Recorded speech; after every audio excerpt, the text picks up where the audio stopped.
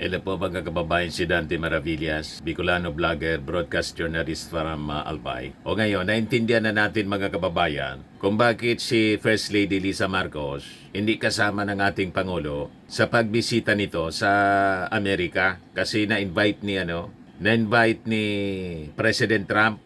Siya pa lang mga kababayan, yung ating Pangulo pa lang ang na-invite na ASEAN leader. Kaya nagpuputok naman yung butsi ng mga DDS sa inggit. Kasi sinasabi nila ang barkada ni President Trump, si Digong. Malabo po na makibarkada sa may kasong crimes against humanity.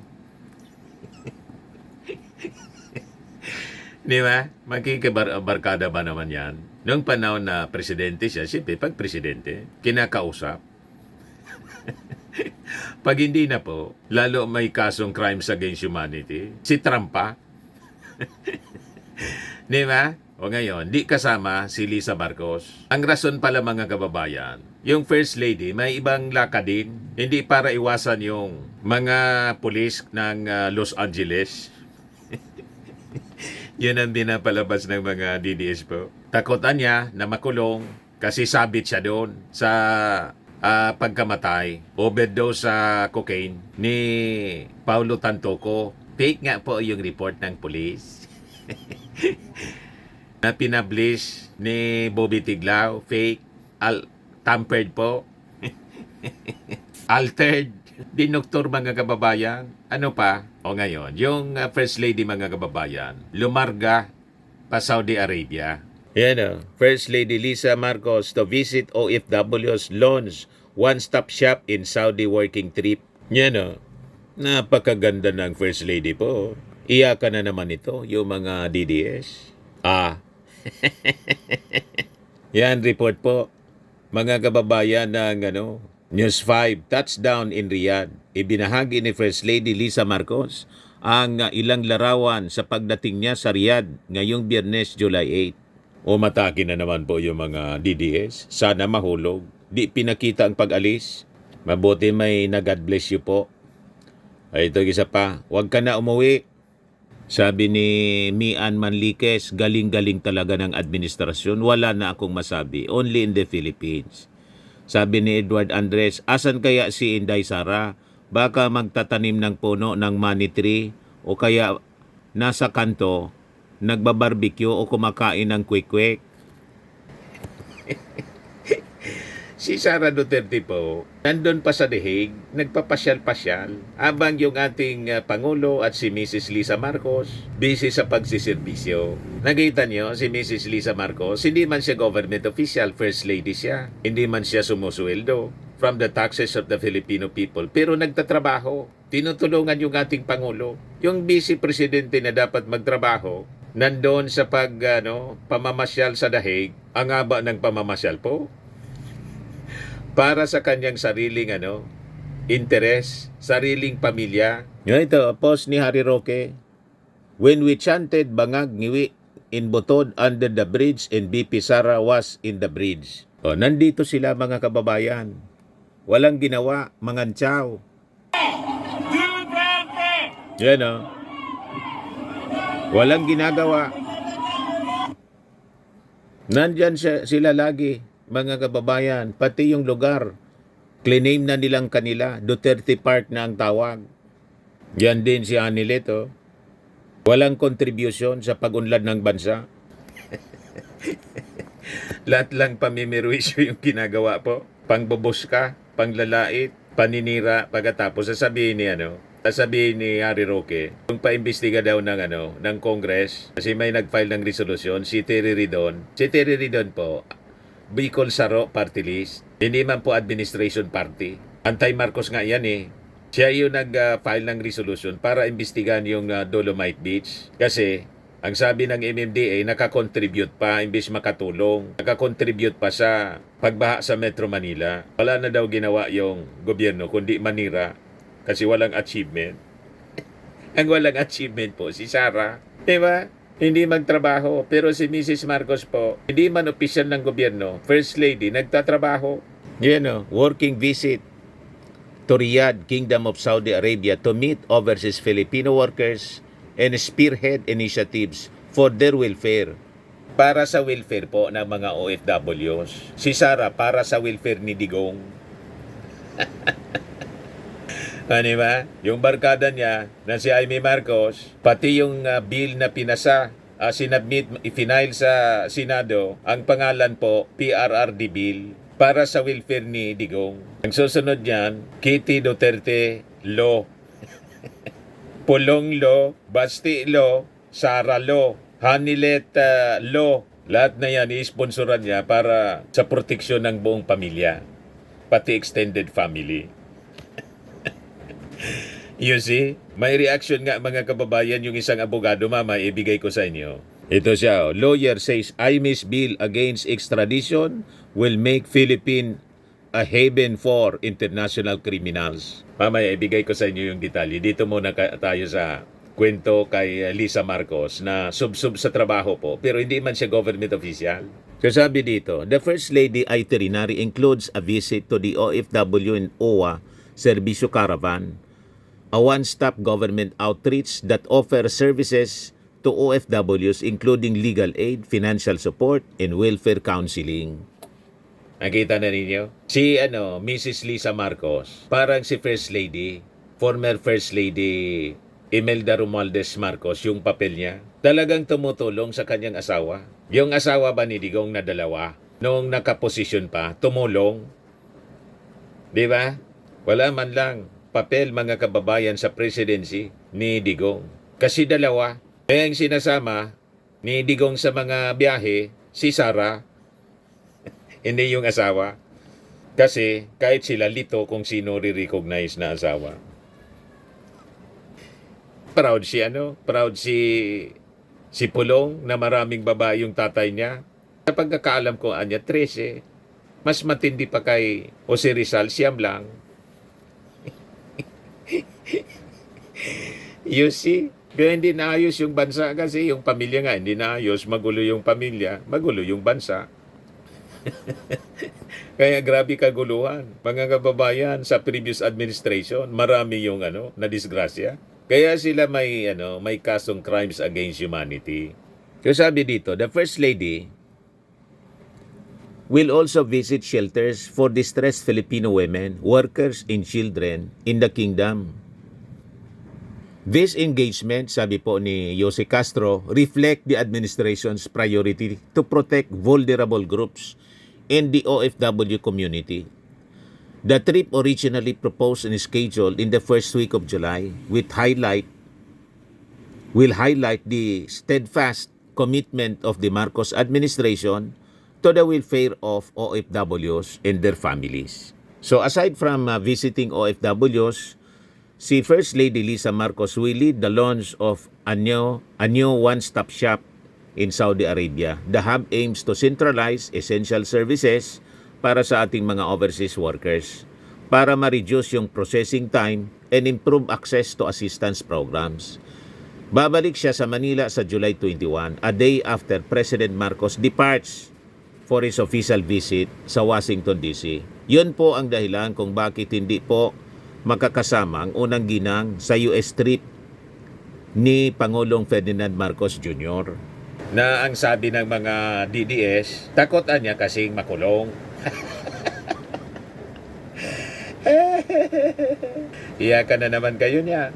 O ngayon, what about yung ating Pangulo? Anong ginagawa ngayon para updated kayo habang sige lang ang pangantyaw ni Sara Duterte na mamasyal, walang ginagawa para sa ating bayan. Ito yung ating Pangulo. Nilaunch niya yung eGov app, Servicio Hub to remove fixers, long lines, para wala ng pila. Pakinggan natin yung speech ng ating Pangulo. Sa kanila, walang korupsyon, walang fixer, walang pila. Yan ang makukuha natin para dito sa dahil dito sa eGov app at saka sa one-stop shop na ating binukas ngayon. It is a very, as far as I'm concerned, we've been working hard on this for a long while quietly, and I'm very happy that we have come to this point where we have opened the one-stop shop and that we are going to bring to all the LGUs that that have already subscribed to the program, and furthermore, that we are now rolling out the eGov app for the other services of all the agencies of government. And this is a new day, and like I said, finally, the Philippine government, the Philippine bureaucracy, our LGUs have finally moved into the 21st century. O, di ba? Mawawala na po yung pila sa mga opisina di gobyerno, government offices, because of that eGov apps. Mawawala na rin yung mga fixers. Mapapadali yung mga transactions ng bawat isa sa atin na pupunta sa iba-ibang agencies ng ating gobyerno para sa serbisyo. You see? Ganon ka-busy yung ating Pangulo. At ngayon, kasi may masamang panahon si Krising, ito yung ating Pangulo. Inaasikaso niya yung paganda para sa pagpapadala ng mga relief. Ayan o. Kasama yung kanyang anak to ensure the efficient handling of relief goods as part of disaster preparedness. President Marcos inspects the preparation of relief using newly automated repacking machines at the Department of Social Welfare and Development sa warehouse nito sa Pasay City. Yan ang ating Pangulo. Sub-sub sa trabaho. O, diba? Si Sara nasaan? Ito si Sara kasama si Harry Roque. Ayan o. Yung mag-ina. Pasigaw-sigaw lang mga kababayan, pati mga supporters. Lahat na lang pasigaw-sigaw ng pangalan ni Digong. Duterte, Duterte. Lahat pang sarili po. Satisfaction ng kanilang ego. Di ba? Wala man pakinabang po ang ating mga mamamayang Filipino. Yung sinisiraan nila, mga kababayan, na bangag, ito po. Tinatanong ko sa ating kalihim ng DSWD kung handa na tayo sa kissing, mukha namang ready na tayo. Nakapaglahat ng warehouse ng DSWD, lalo na dito sa Luzon, especially up to Northern Luzon. Although, meron nang humingi ng tulong sa Region 7, mabuti na lang, may ganito rin tayo sa Cebu. Ganyan na halos pareho na makinarya at sila ginagawa rin nila. Kaya naka-ready naman tayo sa kung ano pang mangyayari. Sana hindi na lumakas yung bagyo, pero kung sakali ay lalakas pa, naka-ready naman tayo. Yan ang ating Pangulo. Hands-on po. Tutok na tutok sa pangangailangan ng ating mga kababayan. O ngayon, balikan natin yung sinabi ng isang abogado tungkol sa bill ni Amy Marcos. Sabi niya, yung bill niya ni Amy Marcos, yung PRRD bill against extradition will make Philippines a haven for international criminals. Yan po yung sabi ni Attorney Wilfredo Garrido. As he criticized as problematic the bill of Senator Amy Marcos that seeks to penalize the handover of an individual to a foreign jurisdiction without consent or a Philippine court order, a measure she filed in response to the arrest of former President Rodrigo Duterte. Sabi ni Attorney Garrido, pag ang proposal niya ni Amy Marcos naging batas, it will violate the Philippines' international agreements with many countries for mutual assistance in criminal investigation. Kasama niya dito yung mga bansa that are members of the International Criminal Police Organization or Interpol. He also said Marcos' proposal will favor influential and powerful personalities such as televangelist Apollo Kibuloy, who is wanted in the United States for sex trafficking, fraud, coercion, bulk cash smuggling, and other serious offenses. So pro-criminals po ang panukalang batas ni Amy Marcos para lang pagdingkuran kasi ang interes ng kanyang kaibigan na nanaharap sa crimes against humanity. So magiging proteksyon, hindi lang ni Digong, kundi lahat ng mga kriminal. You see? Iwan ko kung ito mga kababayan palulusutin sa Senado ng kanyang mga kasama. Sigurado, so yung mga kaalyado niya, iso-support dito si Amy Marcos. Pero abutit ni-raise itong concern ni Attorney Garrido, the possible consequences, possible effect nito, napakasama ng epekto nito sa ating criminal justice system. So sabi niya, it will turn our country into a refuge for international criminal. Example, drug traffickers, terrorists, money launderers, scammers, deposed dictators, the dregs and scam of the earth. Lahat ng mga patapon, mga masasamang tao, mga kriminal, dito na po siya magtatago pag naipasa yung ganyang uri ng batas na sinusulong po ni Amy Marcos. You see? Ito niya, for no local judge will issue them a warrant of arrest if their crimes were committed in their home countries. He surmised that Marcos filed the bill because of her supposed rift with the president, her brother, and the First Lady. Dahil sa galit niya, mga kababayan kay First Lady Lisa Marcos, pati yung problema niya sa kanyang kapatid, siguro hindi na pagbigyan kung ano yung nire-request por pabor sa mga Duterte. Kaya nagalit siya, sumama sa mga Duterte. Ang suot na damit, mga kababayan, lagi na ang green. At nag-joke pa si Sara, pero I think yun ang totoong sitwasyon na hostage niya si Amy Marcos. Hindi niya siya pwedeng umalis sa aking tabi. Hawak na sa liig. Kasi kailangan na niya, nandito siya sa akin palagi kasi yung kapatid niya, ang dahilan kung bakit nasa dahig yung kanyang tatay at kailangan na niya, maibalik niya sa Pilipinas. Hindi siya pwedeng umalis sa aking tabi hanggat hindi nakabalik sa Pilipinas yung aking tatay. Sabi ni Sara Duterteng pa-joke, pero parang yun nga ang nangyayari. Totoo. Awak na sa liig, mga kababayan, si Amy Marcos ni Sara Duterte. Kaya tama itong post, mga kababayan, ni Leslie Bocobo, shared by Melchor Vergara, isang Marcos supporter. Sabi niya, "It pains me to see a daughter of a strong man being influenced and dictated upon by a daughter of a conman." Sakto po. Very true, mga kababayan. So sabi po ni Atty. Garrido, this is the worst bill ever imagined.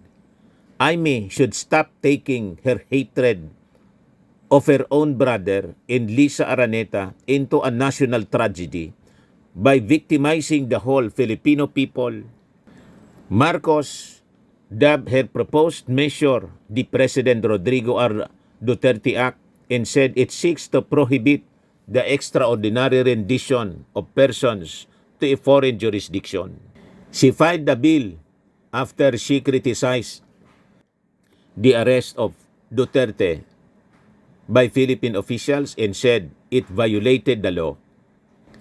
Garrido said it came as no surprise to him that Marcos would file such a measure since she has evaded her cases in the US, including the one over the torture and death of Archimedes Trajano. So yun, mga kababayan, ang sabi ni Atty. Garrido. You see? O ngayon, may isa pang kwento rito. Ito naman galing sa isang dating judge, ex-ICC judge. Yan sabi dito, ex-ICC judge, Pangalangan, Senate post for Rhodes house arrest carries no legal weight. Walang legal weight, sabi po niya. Nothing sabi ni Pangalangan. Raul Pangalangan. I mean, of course, it can always be conveyed to the court. I don't know who will transfer that information to the court. But whether it will carry any weight, I doubt it. Maski tayo, sinabi na natin, wala man pong silbi yun. Pang-propaganda lang nila. Pero, lumalabas para silang mga ingot. Yung mga nag-sponsor na mga senador, si Bato de la Rosa, si Bongo, si Robin Padilla. Pinakita lang nila na mga ingot sila, mga kababayan. Kasi wala man siyang weight.